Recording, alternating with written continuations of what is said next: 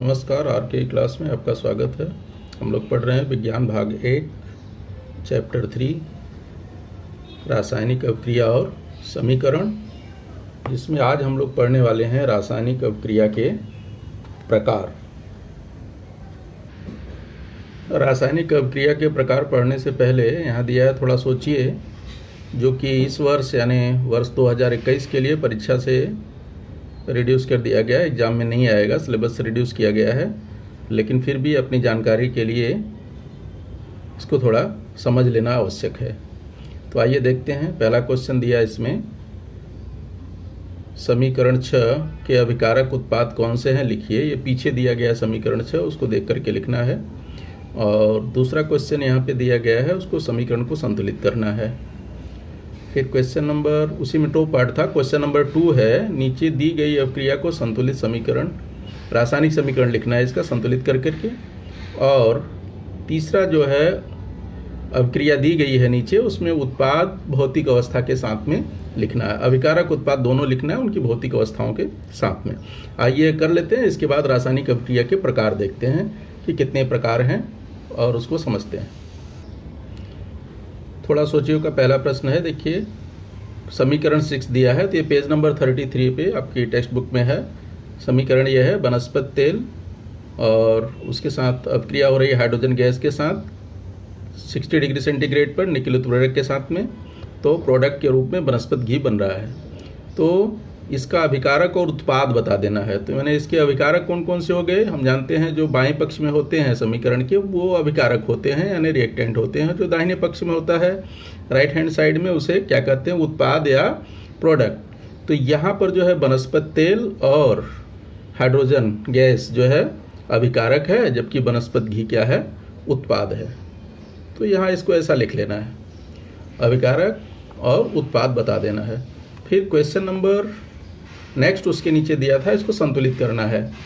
संतुलित करने के लिए क्या करेंगे, पहले बताया गया है, लेकिन यहाँ सोपान वाइज नहीं लिखना है, डायरेक्ट करना है तो डायरेक्ट कर सकते हैं। पहला काम है इसका क्या, कि बाएं पक्ष और दाएं पक्ष यानी लेफ्ट हैंड साइड और राइट हैंड साइड में जो तत्वों के परमाणु हैं उनकी संख्या नोट कर लीजिए। इसके बाद आवश्यकता अनुसार जो है उसको बैलेंस कर लेंगे यानी संतुलित कर लेंगे। तो आइए देखिए, यहाँ पे देखिए दिया है लेफ्ट हैंड साइड में तत्व कौन से हैं, नाइट्रोजन। नाइट्रोजन के कितने परमाणु यहाँ पर हैं, 2, तो इसको नोट कर लेंगे यहाँ पर 2। और इसके बाद हाइड्रोजन है, हाइड्रोजन के कितने परमाणु दिख रहे हैं, ये भी 2 दिख रहे हैं। ठीक है, राइट साइड में भी वही चीज़ रहेगा, तो सिर्फ उसके परमाणुओं की संख्या अलग अलग होगी। यहाँ पे देखिए नाइट्रोजन कितना है, 1 है, और हाइड्रोजन कितना है, 3 है। अभी इसको संतुलित करना है। संतुलित करने के लिए सबसे पहले बड़े यौगिक को लेना है जिसमें परमाणुओं की संख्या ज़्यादा है। तो यहाँ पर राइट साइड में तो ये है और लेफ्ट साइड में तो कोई भी लोगे, दोनों सेम है, चाहे आप N को लो चाहे S2 को लो। अगर N को लेते हैं तो यहाँ पर देखिए N कितना है, 2 है, और राइट साइड में N कितना है, 2 है, तो यहाँ 2 से मल्टीप्लाई कर देंगे। तो यहाँ पर जब 2 से मल्टीप्लाई करेंगे तो यहाँ आ जाएगा 2। ठीक है, नीचे लिख लेते हैं संतुलित समीकरण में। ये समझो यहाँ पर 2 से मल्टीप्लाई हमने किया, तो यहाँ आ गया 2। जब 2 आ गया तो देखिए 2 पूरे यौगिक में मल्टीप्लाई होगा, इसका लेफ्ट साइड में मल्टीप्लाई करना है, क्योंकि हमने पहले ही बताया है पिछले समय बैलेंस करते समय कि कभी भी उसकी संख्या को नीचे नहीं लगा सकते, क्योंकि नीचे लगाएंगे तो उसका जो है सूत्र बदल जाएगा। सूत्र नहीं बदलना है, बल्कि बाएँ साइड में गुणा करना है। तो यहाँ अगर 2 से गुणा कर रहे हैं तो 2 का गुणा N में भी होगा, S3 में भी होगा। तो यहाँ पर यहाँ गुणा हो गया और यहाँ भी गुणा हो गया।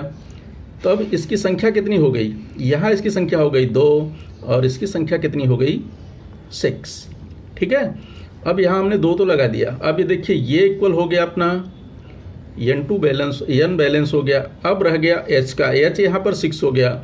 अब इसको बैलेंस करने के लिए यहाँ पर 6 लाना है, 2 है यहाँ। अगर इधर हम 3 से मल्टीप्लाई कर देते हैं तो ये भी क्या होगा, हो जाएगा, यानी यहाँ पे मल्टीप्लाई करना पड़ेगा 3 से, और ये भी कितनी क्वांटिटी हो गई, 6। तो ये संतुलित समीकरण में यहाँ आ जाएगा 3। ठीक है, इसी तरह से नेक्स्ट नीचे दी गई अभिक्रिया का संतुलित समीकरण लिखिए। ये देखिए अभिक्रिया दिया है, कैल्शियम क्लोराइड प्लस सल्फ्यूरिक अम्ल, और ये बन रहा है कैल्शियम सल्फेट और हाइड्रोजन क्लोराइड। तो इसका पहले जो है सूत्र के रूप से हम समीकरण लिख लेंगे। सूत्र के रूप में समीकरण लिखेंगे तो क्या हो जाएगा, इसका फार्मूला हमको याद होना चाहिए।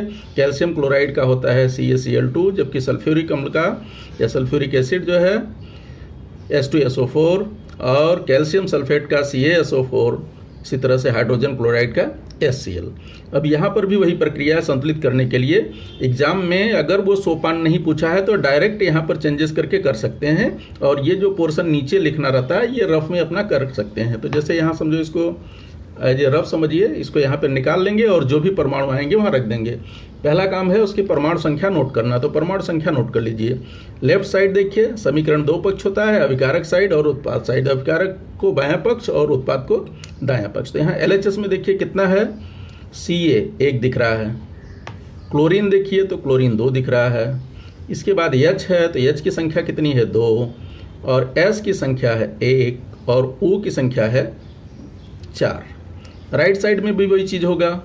तो देखिए यहाँ पे कैल्शियम कितना है, 1, S कितना है, 1, O कितना है, 4, और फिर H 1 और Cl 1। ये सभी संख्याएं नोट कर लिया। अभी क्या करना है हमको, जो बड़े यौगिक है यानी जिसमें परमाणु की संख्या ज़्यादा है उन्हीं को पहले संतुलित करेंगे तो ज़्यादा अच्छा होगा। अब यहाँ देखिए बड़े यौगिक कौन से हैं, ये दोनों हैं। इन दोनों में परमाणुओं की संख्या ज़्यादा दिख रही है। तो यहाँ पर O की संख्या तो सेम लग रही है दोनों साइड में, ये 4-4 है। यस को देखें तो यस देखिए दोनों साइड में 1-1 बराबर है। फिर आता है इधर है Ca, इधर है S2।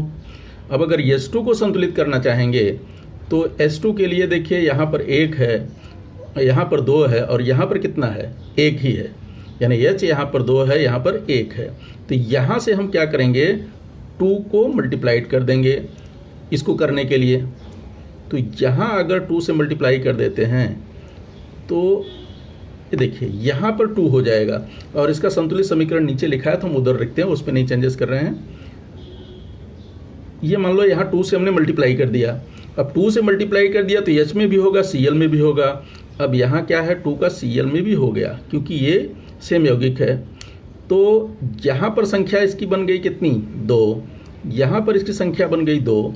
अब हमारा देखिए H कंप्लीट हो गया और Cl कंप्लीट हो गया। ठीक है, अब हमको क्या देखना है, बाकी क्या बराबर है सब कि नहीं। ये देखिए कंप्लीट है, यस की संख्या कंप्लीट है।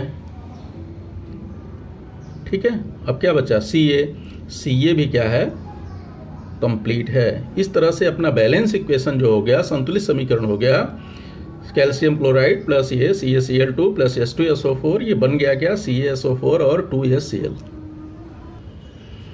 आगे देखिए एक क्वेश्चन और है, नीचे दी गई अभिक्रियाओं के रासायनिक अभिकारक व उत्पाद, इनकी भौतिक अवस्था लिखिए। भौतिक अवस्था के साथ जो अभिक्रिया दिया गया है उसका उत्पाद, और ये इक्वेशंस हैं, रासायनिक समीकरण है SO2 प्लस 2H2S, ये बन गया है 3S और ये 2H2O।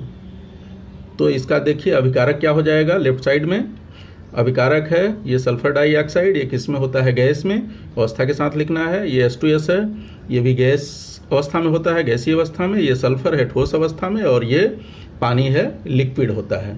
तो इसका जो है अभिकारक कौन कौन से हो गए, ये बाएं पक्ष में जो है ये अभिकारक हो गया, और दाहिने पक्ष वाला उत्पाद हो गया। भौतिक अवस्था के साथ लिख दीजिए जैसे यहाँ नीचे लिखा है। ठीक है, अभिकारक हो गया ये सल्फर डाइऑक्साइड गैस, और यहाँ पर H2S 2H2S ये है गैस, और उत्पाद में सल्फर है इसकी भौतिक अवस्था, और यहाँ लिक्विड H2O।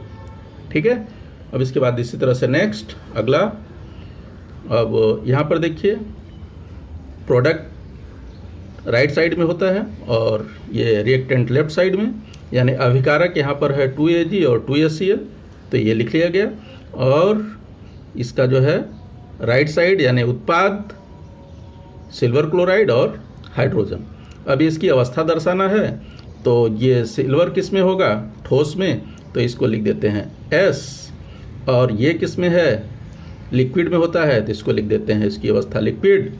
AgCl ये हम जानते हैं, पीछे पढ़ चुके रिएक्शन, ये क्या बनता है, प्रेसिपिटेट अवक्षेप, इसलिए ये कहाँ आएगा, डाउनवर्ड्स, और ये H2 क्या है, गैस है, उत्पाद में है, तो इसमें क्या लग जाएगा, तीर का निशान। ठीक है।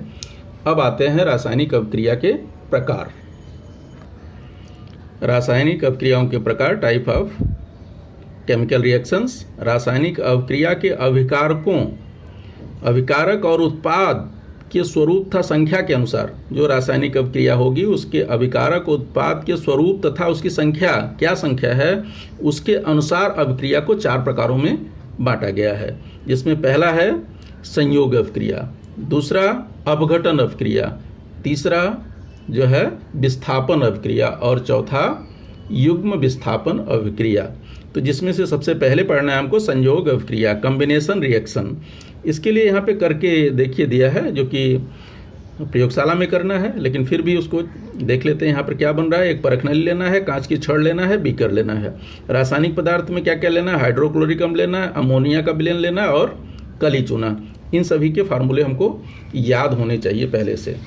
अब इसके बाद कृति कैसे करना है उसको कर लेते हैं, यहाँ समझ लेते हैं, करना तो प्रयोगशाला में है। देखिए तो क्या कर रहा है, एक परख नली में थोड़ा हाइड्रोक्लोरिक अम्ल लीजिए, परख नली में हाइड्रोक्लोरिक अम्ल लेना है, और इस परख नली में थोड़ी से उष्मा देना है, हल्के से उसको गर्म करना है। फिर अमोनिया के विलयन में कांच की छड़ को डुबोकर दूसरा अमोनिया का विलयन लिया रहेगा, उसमें परख नली, कांच की छड़ को डुबाकर परख नली के मुंह पर रखेंगे, जो परख नली होगी अपनी उसके मुंह पर रखेंगे, और निरीक्षण करेंगे हमको क्या दिखाई देता है।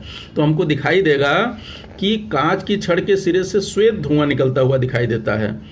तो ऐसा होता क्या है कि परख नली को गर्म करने पर जो है HCl रहती है, उसमें हाइड्रोक्लोरिक अम्ल रहता है परख नली में, तो वो वाष्प बन करके बाहर निकलती है, और कांच की छड़ पर लगे विलयन अमोनिया में डुबो करके कांच की छड़ को लगाए रहते हैं, उस तरह से ऐसा उसको परख नली के मुंह पर, तो बाहर निकलती है। तो अमोनिया और हाइड्रोजन क्लोराइड की अभिक्रिया होती है। अभिक्रिया होने के कारण अमोनियम क्लोराइड नामक गैसीय लवण बनता है, जो सफ़ेद रंग का धुआं निर्मित करता है। तो अपने को सफ़ेद रंग का धुआं दिखाई देता है। तो उसका रिएक्शन इस टाइप से बन जाएगा, अमोनिया प्लस HCl, और ये बन जाएगा अमोनियम क्लोराइड। इसी तरह से दूसरा दे सकते हैं, जैसे मैग्नीशियम के फीते को, जैसे दिवाली के टाइम पर हम लोग वो जलाते हैं छुटछुड़ी वगैरह, उसी टाइप का मैग्नीशियम के फीते, मैग्नीशियम का फीता होता है, उसको जो है चिमटे से पकड़ करके एक सिरे को दूसरे सिरे को जलाओ, तो हवा के साथ जो है उसकी रासायनिक, जब जलेगा तो जलेगा क्यों, उसको ऑक्सीजन मिलेगा, उस ऑक्सीजन के कारण जो है मैग्नीशियम जलेगा। जलने के बाद उसका जो है श्वेत चूर्ण तैयार होता है। जलने के बाद तो जल जाएगा, जलने के बाद जो राख बचती है वो श्वेत राख के रूप में बचता है अपने प्याले में, जहाँ पर जला रहे हैं उसको, जो नीचे अवशेष के रूप में मिलता है वो सफ़ेद चूर्ण होता है। तो उसका रिएक्शन हो गया, मैग्नीशियम की अभिक्रिया होगी किसके, ऑक्सीजन के साथ, क्योंकि हवा में ऑक्सीजन होती है। मैग्नीशियम को जब जला रहे हैं तो हवा के साथ, हवा की उपस्थिति में जलाएंगे तो ये जल जाएगा, मैग्नीशियम प्लस ऑक्सीजन की अभिक्रिया होगी, बन जाएगा मैग्नीशियम ऑक्साइड।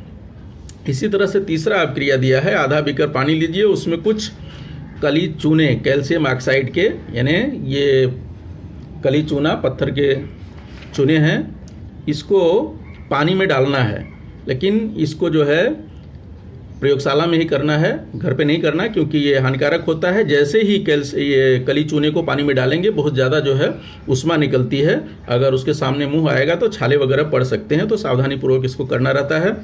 तो कैल्शियम ऑक्साइड को जैसे ही पानी में डालेंगे तो रासायनिक अभिक्रिया हो जाएगी किसकी, कैल्शियम ऑक्साइड और पानी की, दोनों की रासायनिक अभिक्रिया होगी। तो प्रोडक्ट बनेगा कैल्शियम हाइड्रोक्साइड, यानी बुझा हुआ चूना तैयार होता है, और बहुत अधिक मात्रा में जो है उष्मा निकलती है, यानी वो पूरा पानी खौलने लगता है और उष्मा बहुत ज़्यादा मात्रा में निकलती है। तो इस तरह से 3 रिएक्शन हमने देखे। तो तीनों रिएक्शन में हमको क्या दिखाई दे रहा है, प्रत्येक अभिकारक में देखिए, जैसे यहाँ पूछा है, थोड़ा सोचिए, प्रत्येक अभिकारक में हमको क्या दिख रहा है। जो हमने जो तीनों रिएक्शन देखा उसमें अभिकारक कितने हैं, 2 हैं। यहाँ पे देखिए ऊपर दी गई अभिक्रिया में क्वेश्चन पूछा है अभिकारकों की संख्या कितनी है, तो अभिकारकों की संख्या कितनी है, तीनों रिएक्शन जो हमने देखे उसमें अभिकारकों की संख्या 2 है, ठीक है। और ऊपर दी गई अभिक्रिया में भाग लेने वाले अभिकारकों के अणुओं की संख्या कितनी है। अब अणुओं की संख्या गिन करके बता देना है कितनी संख्या है। फिर ऊपर दी गई अभिक्रिया में कितने उत्पाद तैयार हो रहे हैं। अब उत्पाद देखिए तो सब में एक ही तैयार हो रहा है। यहाँ पर भी अभिकारक 2 थे, उत्पाद 1 प्राप्त हुआ। यहाँ भी अभिकारक 2 थे, उत्पाद 1 मिला। और तीसरे समीकरण में भी, तीसरी जो अभिक्रिया हमने देखा उसमें भी अभिकारक 2 थे और उत्पाद कितना मिला, 1 ही मिला। इस हिसाब से अपने को इस निष्कर्ष पे पहुँचते हैं कि ये कौन सी तरह की अभिक्रिया हुई, क्योंकि इसमें 2 या 2 से अधिक अभिकारक का संयोग होकर के उत्पाद केवल 1 बन रहा है। तो जब इस तरह की अभिक्रिया घटित होती है तो इसे कहते हैं संयोग अभिक्रिया। तो संयोग अभिक्रिया की यहाँ पर परिभाषा हो जाएगा, जिस अभिक्रिया में 2 या 2 से अधिक अभिकारकों का रासायनिक संयोग होकर केवल 1 ही उत्पाद तैयार होता है, उस अभिक्रिया को संयोग अभिक्रिया कहते हैं, कॉम्बिनेशन रिएक्शन कहते हैं। यानी कॉम्बिनेशन रिएक्शन में अभिकारक 2 या 2 से अधिक होंगे परंतु उत्पाद केवल 1 ही होगा, तो उसे कहेंगे संयोग अभिक्रिया। संयोग अभिक्रिया को चाहे तो इस प्रकार संक्षेप में लिख भी सकते हैं, जैसे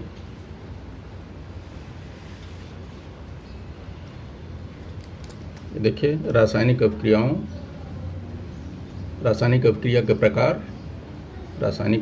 प्रकार जैसा कि वहाँ पे बताया गया 4 प्रकार होते हैं। उत्पादों और अभिकारकों के स्वरूप और संख्या के अनुसार संयोग अभिक्रिया, अपघटन अभिक्रिया, विस्थापन और युग्म। अगर उसकी परिभाषा लिखने को आती है संयोग अभिक्रिया के उदाहरण सहित, तो एक परिभाषा इसका लिख देंगे, जिस अभिक्रिया में 2 या 2 से अधिक अभिकारकों का रासायनिक संयोग होकर केवल 1 ही उत्पाद तैयार होता है, उस अभिक्रिया को संयोग अभिक्रिया कहते हैं। जैसे 1-2 एग्जाम्पल दे देना है। वही फीते वाला, मैग्नीशियम के फीते को हवा में जलाया तो इसका राख तैयार होता है मैग्नीशियम ऑक्साइड का। उसी तरह से कोयले यानी कार्बन को हवा में जलाने पर कार्बन डाइऑक्साइड गैस मुक्त होती है। ठीक है, ये 2 उदाहरण आसानी से दे सकते हैं। ठीक है, अब आते हैं अपघटन अभिक्रिया या विच्छेदन अभिक्रिया। देखिए दूसरा अभिक्रिया का प्रकार है अपघटन अभिक्रिया। इस अभिक्रिया में क्या करना है,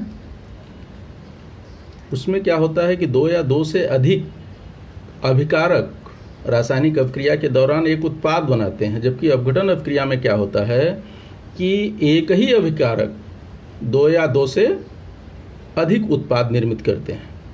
ठीक है, तो इसके लिए एक छोटा सा कृति यहाँ पे दिया है, उसको देख सकते हैं। जैसे ये उपकरण लेना है और रासायनिक पदार्थ शक्कर लेना है और सल्फ्यूरिक अम्ल वो दूसरे के लिए है। तो एक कृति छोटा सा करना है, क्या वाष्पन पात्र में थोड़ी सी शक्कर लीजिए और उसको बंसन बर्नर की सहायता से गर्म करेंगे। जब इसको गर्म करेंगे शक्कर को, तो शक्कर क्या होता है, ऊष्मा देने पर शक्कर टूट जाता है।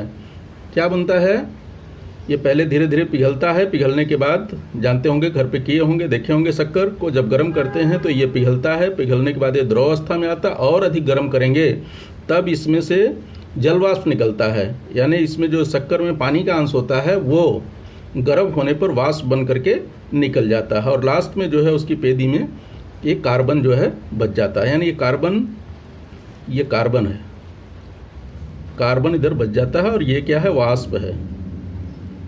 ठीक है, या भाप, ये बाहर निकल जाता है। तो यहाँ पे देख रहे हैं अभिकारी पदार्थ 1 है, ऊष्मा देने पर ये टूट गया 2 भागों में, क्या बच गया, कार्बन और ये जल वाष्प, भाप बन गया।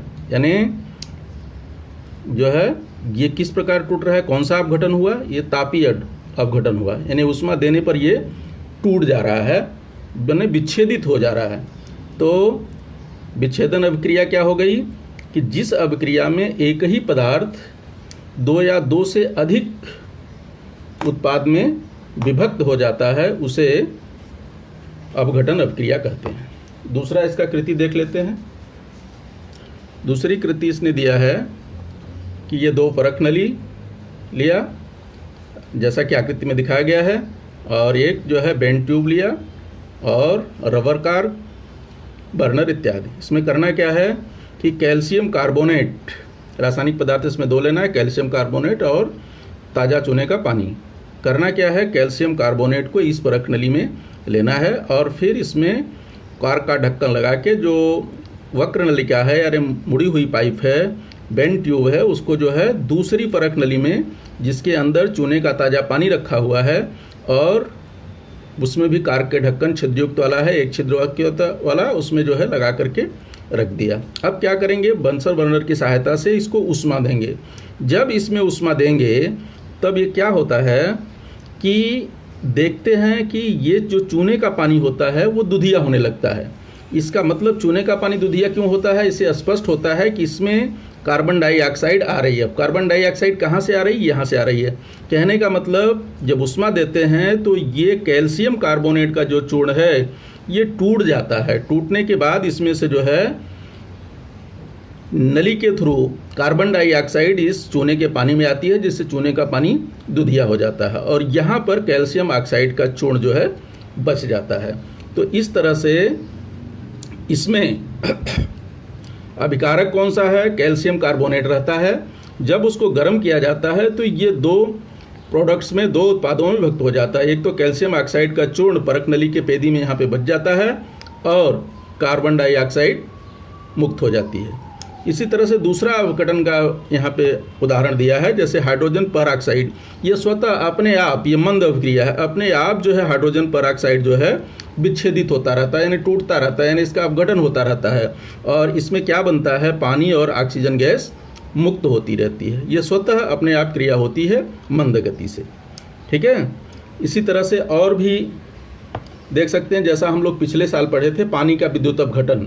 तो पानी के विद्युत अपघटन में जब अम्ल युक्त पानी में विद्युत धारा प्रवाहित की जाती है, जैसे अम्ल युक्त पानी है उसमें विद्युतीय ऊर्जा देंगे, विद्युत धारा प्रवाहित करेंगे, तब ये टूट जाता है, हाइड्रोजन गैस मुक्त होती है और ये ऑक्सीजन गैस। ठीक है, तो जो धनाक रहेगा वहाँ पर ऑक्सीजन गैस मुक्त होती है और जो ऋणाक रहेगा वहाँ पर हाइड्रोजन गैस मुक्त होती है। ये हम लोग पिछले साल पढ़ चुके हैं। तो ये भी एक प्रकार से अपघटन है। इस अपघटन को कहेंगे विद्युतीय अपघटन। ठीक है, इसी तरह से दैनिक जीवन में, यानी प्रकृति में हमारे चारों ओर कई विघटन प्रक्रियाएं हमेशा होती रहती हैं। जैसे जैविक उत्सर्ग का सूक्ष्म जीवों द्वारा विघटन होकर खाद और बायोगैस का निर्माण होता है। तो दैनिक जीवन में अपने आप तमाम जो है स्वतः अपघटन अपक्रियाएं होती रहती हैं। तो इसका परिभाषा बन जाएगा अपघटन अभिक्रिया का कि जिस रासायनिक अभिक्रिया में एक अभिकारक पदार्थ से दो या दो से अधिक उत्पाद निर्मित होते हैं या प्राप्त होते हैं, उसको अपघटन अभिक्रिया कहते हैं। ठीक है, अभिक्रिया ऐड कर लेना, इसको अपघटन अभिक्रिया कहते हैं। चाहे तो इसको इस ढंग से भी लिख सकते हैं संक्षेप में, यहाँ पे लिखा हुआ, जिस रासायनिक अभिक्रिया में एक अभिकारक दो या दो से अधिक उत्पाद प्राप्त होते हैं उस अभिक्रिया को अपघटन अभिक्रिया कहते हैं। जैसे एक दो उदाहरण जो है यहाँ पर ले लिया गया है। ठीक है, इसी तरह से अब आते हैं जो है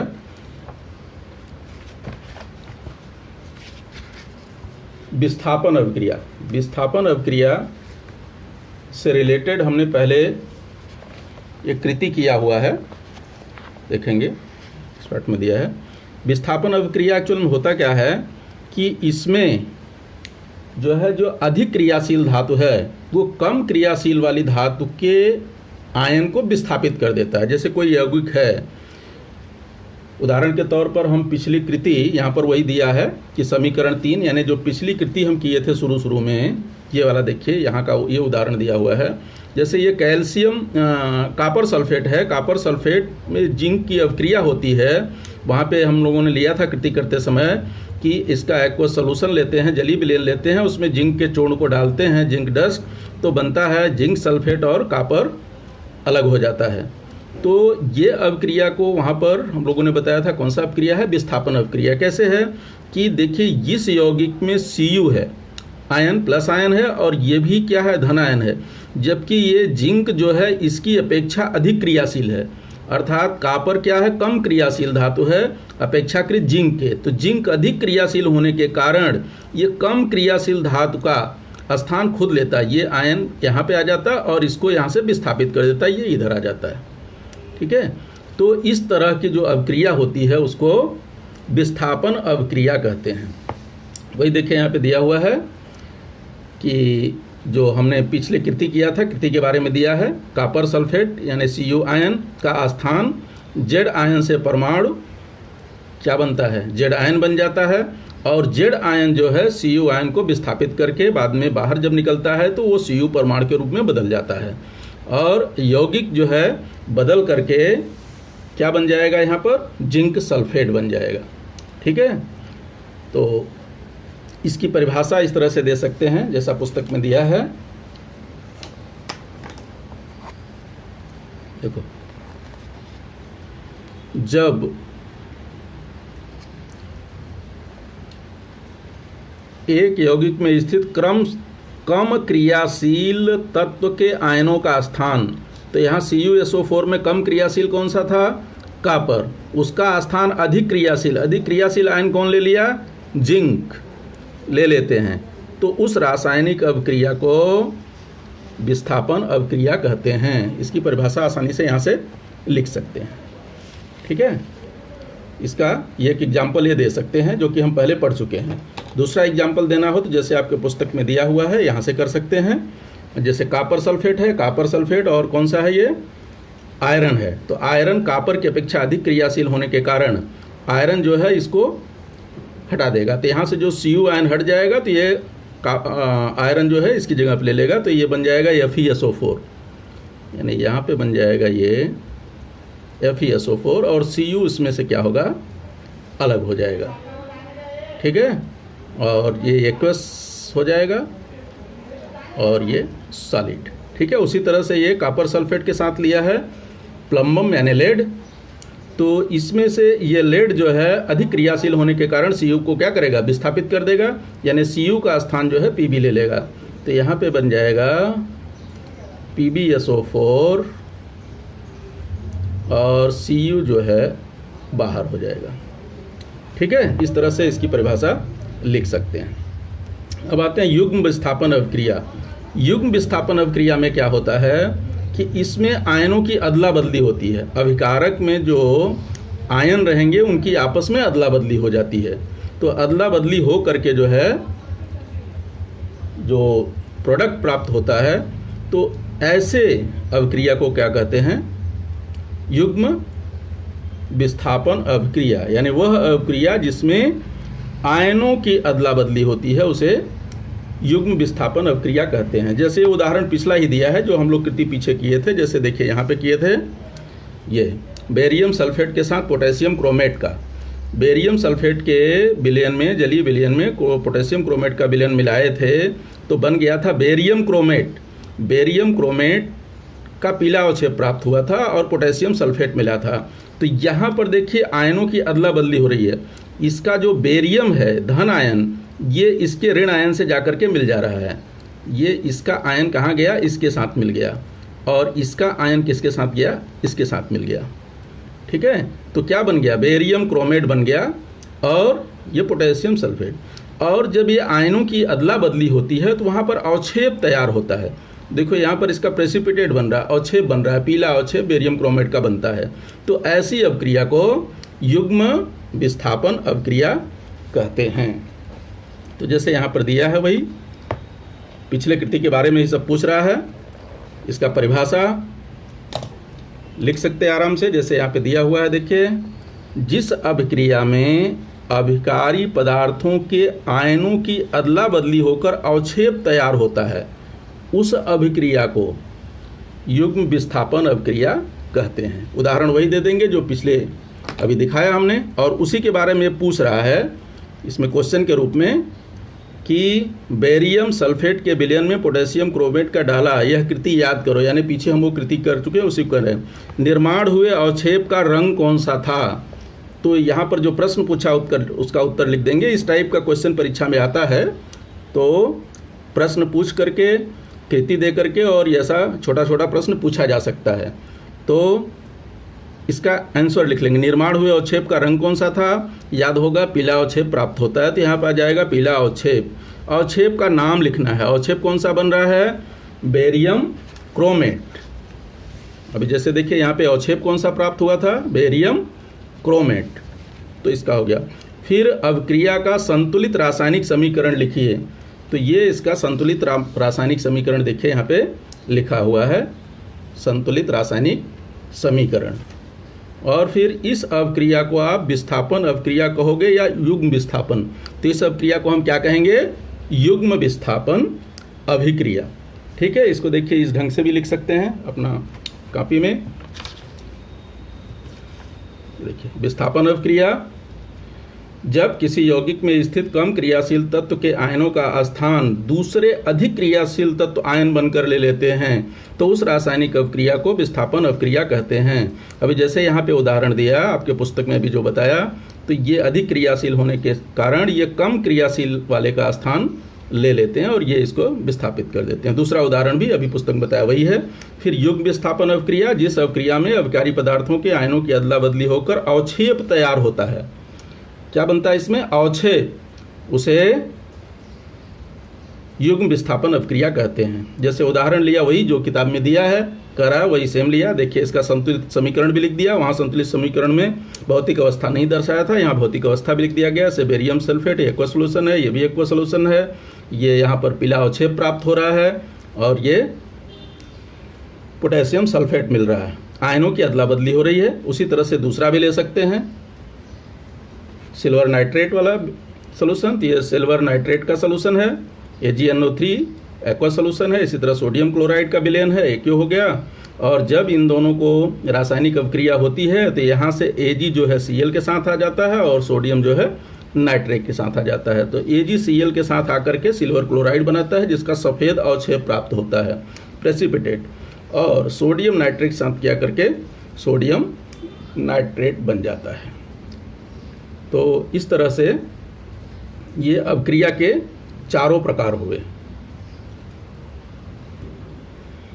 आशा करता हूँ आप लोगों को समझ में आया होगा। तो इसके बाद हमें पढ़ना है ऊष्माग्राही और ऊष्मा उन्मोची अवक्रिया। ठीक है, उसको बाद में पढ़ लेंगे। अभी फ़िलहाल इतना ही। धन्यवाद।